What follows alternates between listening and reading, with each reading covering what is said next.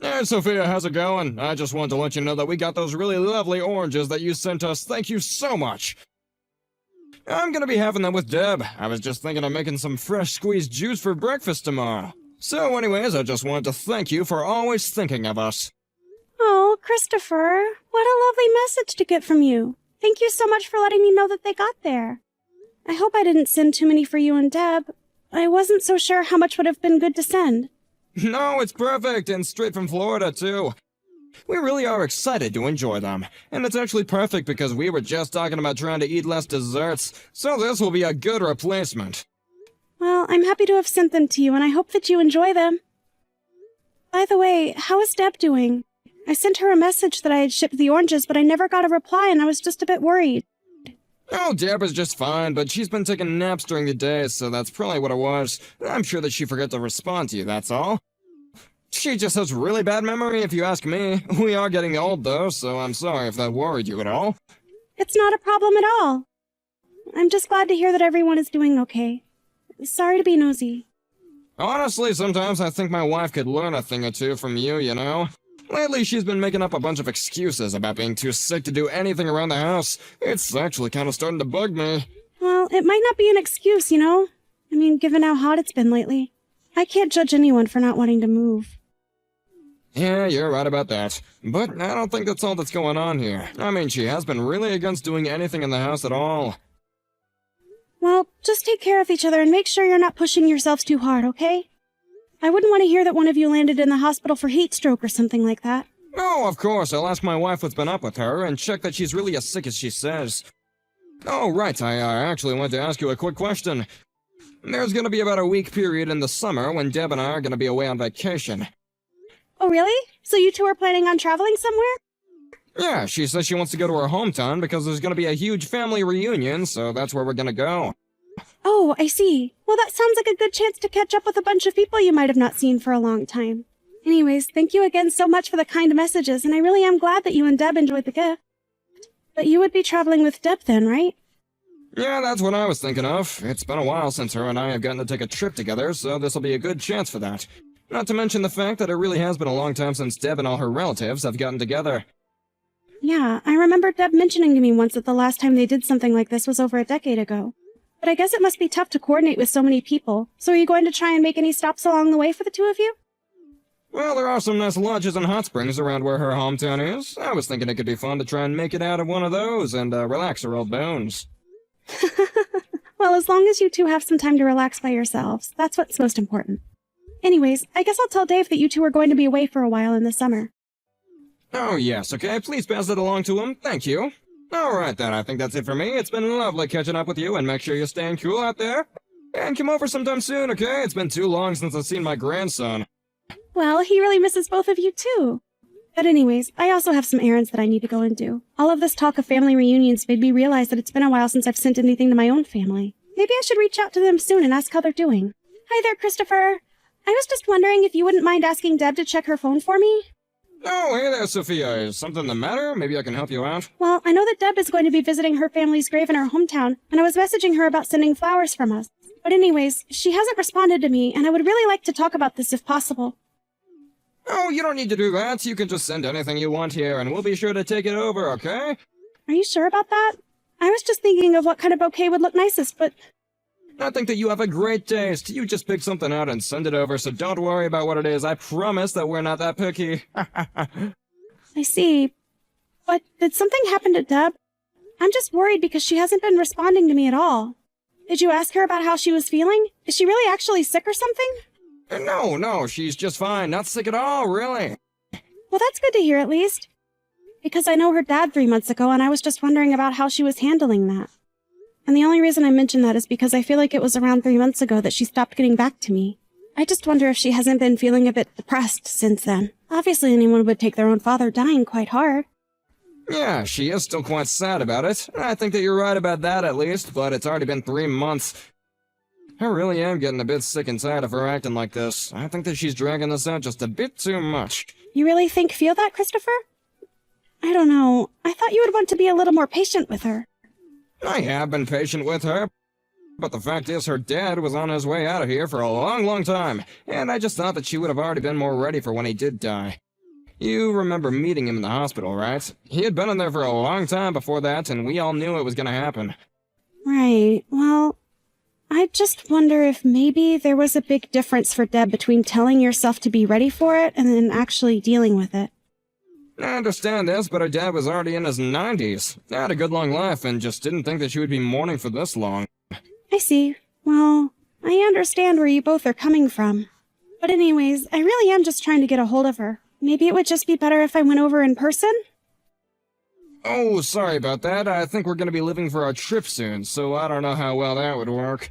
Well, I could always just go and visit you both after you get back from your trip. I would love to hear all about the family reunion. Right, I see. Well, I guess if that's what you want to do, then that'd be fine. Sorry, what do you mean if that's all I wanted to do?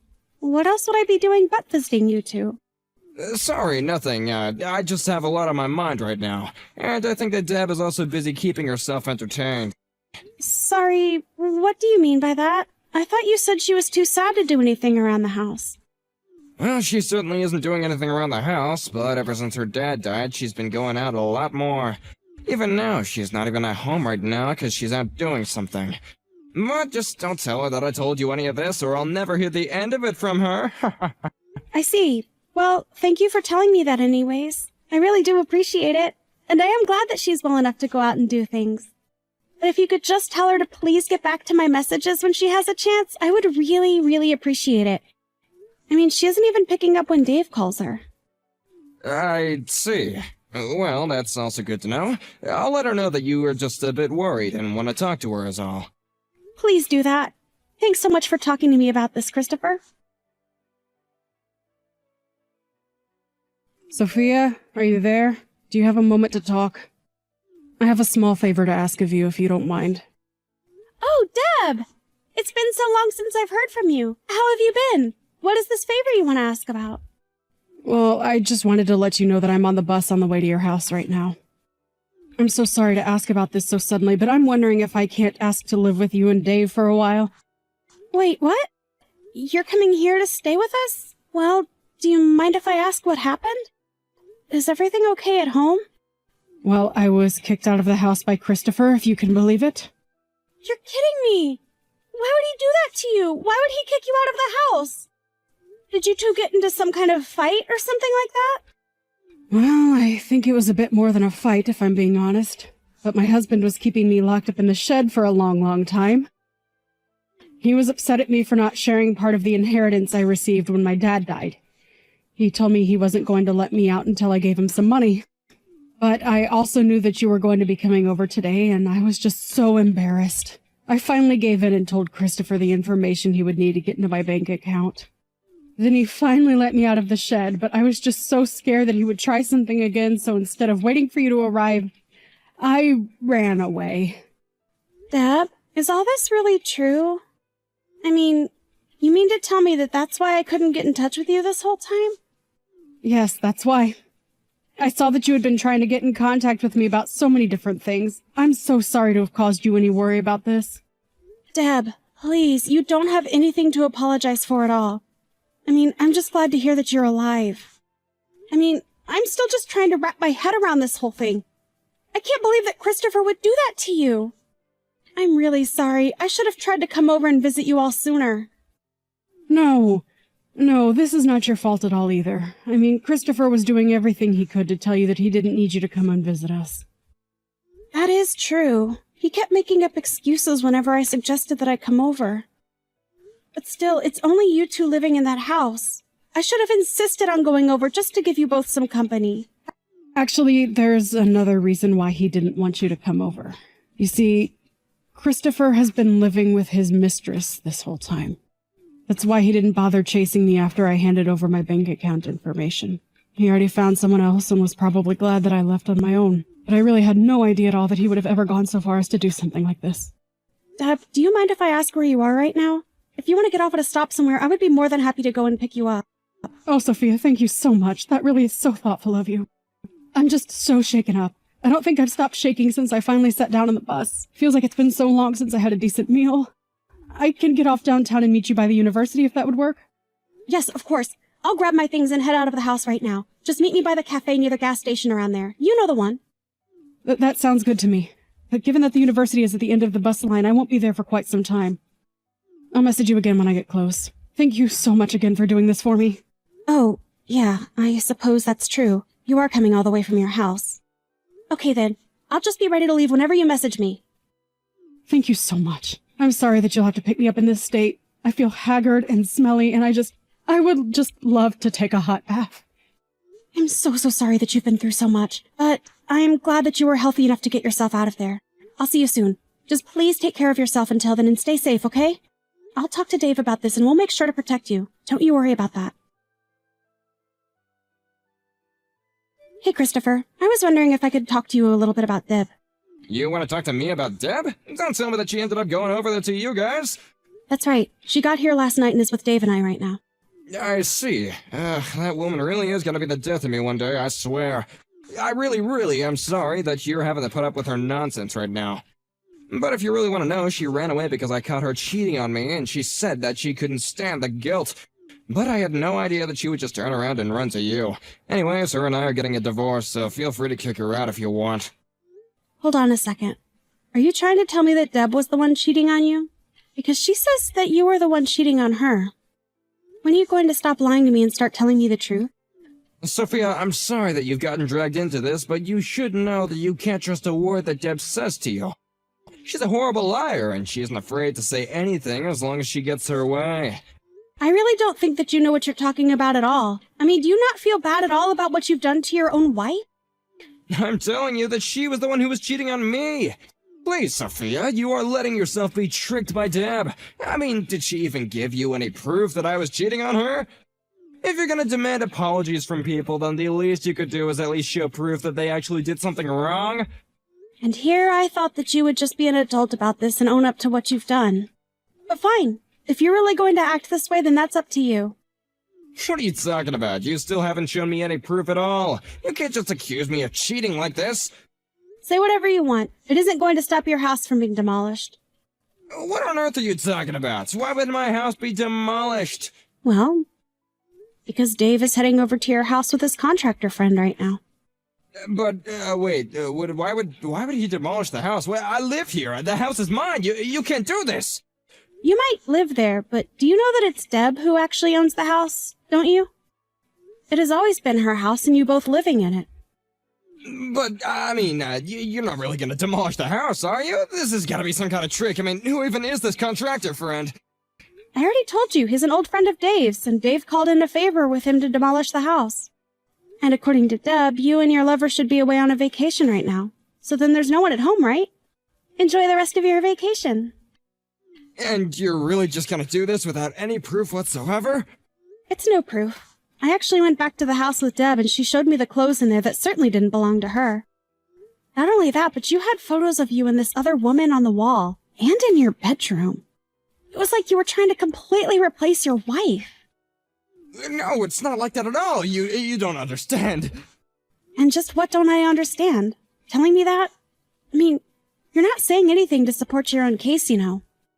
But even your neighbors have backed up the fact that for a while now, a woman who is not Deb has been coming in and out of your house. Okay, I get it, jeez. Just please don't go and demolish my house. I have a lot of really important things in there, and you can't just go and smash them all. Yeah, at least just let me go back home and pack up some things. Maybe then we can talk in person and try to settle this rationally, you know? Oh, don't worry about that. We already did you the courtesy of moving your things into the shed. Nothing is going to be damaged when the house comes down. Oh, and by the way, when Deb came to us, we took her to a branch of her bank right away and changed all of her information so that you couldn't touch a cent of her money. So you'd cut me off from her money then? That's right. It was never yours to begin with, and you shouldn't have been trying to steal from your wife anyways. But, please, okay, let me talk to Deb. I can't get in contact with her at all. She isn't answering my messages. Do you really expect her to want to say a word to you after you treated her like an animal and locked her in the shed? But I didn't even do that, please. This is all just a big mistake. So you're still not going to own up to what you've done, then? Do you have any idea the state that Deb was in when she arrived to us? She looked like she had barely been eating. How could you treat someone like that? It's horrible! No, you don't understand. She's just pretending, okay? She isn't actually hurt. I swear, you gotta believe me. I really just don't know what to do with you anymore. I really misjudged you. But we checked out the shed and it was clear that someone had been living there for a long time. There was even a corner in there that she used as a bathroom. I wish you would just stop lying to me already and admit what you did. All right, I've had just about enough out of you. This is a matter for me and my wife to discuss, and you need to butt out. You tell Deb that we are going to get a divorce, and that I will be taking half of her assets. Whether she likes it or not, she will be giving her part of the inheritance that she got. What on earth are you talking about? You do know that you won't get things that she inherited as part of a divorce settlement, right? Wait, what? What do you mean by that? I mean that legally, things and money gotten from inheritance are a different legal category than normal assets. So divorcing Deb won't get you anything. You're lying to me, that can't be right. You are lying to me, aren't you? So, you're telling me that you really are doing all this without even making sure the law is on your side? You really are an idiot, do you know that? I can't believe that you did all of this to Deb for something that could have never been yours to begin with. So, wait, do you mean that I'm really not gonna get anything at all out of this? Please, just wait, hold on, I'll be home soon, I swear. Just don't do anything until I get there. I'm sorry, but the cranes and wrecking balls have been demolishing the house for the past half hour. My home? I don't believe this. What have you done? I'm sorry, but the only person who should be taking any blame for everything going on right now is you, Christopher. After this, we never, ever want to hear from you again. And when Deb does contact you, it will be through her lawyer. Got it? But I really needed the money. My new woman has expensive tastes, and I've already blown through all my savings for her. Please, you can't just abandon me like this. I really need the money. And just why do you think that's any of our problems? Huh?